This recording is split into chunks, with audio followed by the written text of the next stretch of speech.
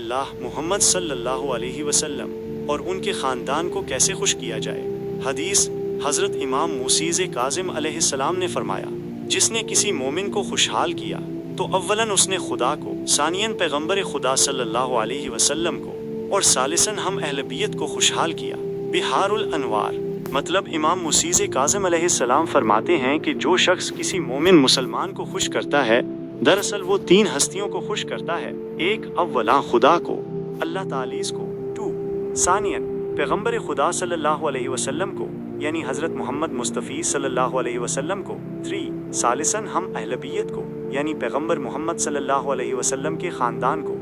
तशरीह इस हदीस का मतलब ये है कि किसी मुसलमान की मदद करना, उसे खुश करना और इसकी तकलीफ़ दूर करना बहुत बड़ी नेकी है। ये अमल अल्लाह तालीज़ को भी पसंद है, रसूल खुदा सल्लल्लाहु अलैहि वसल्लम को भी पसंद है और अहलबियती रसूल को भी पसंद है। गोया किसी मोमिन की मदद करके हम अल्लाह, रसूल और अहलबियत की खुशनुदी हासिल कर सकते हैं। ये एक बहुत बड़ा अजर और सवाब का काम है।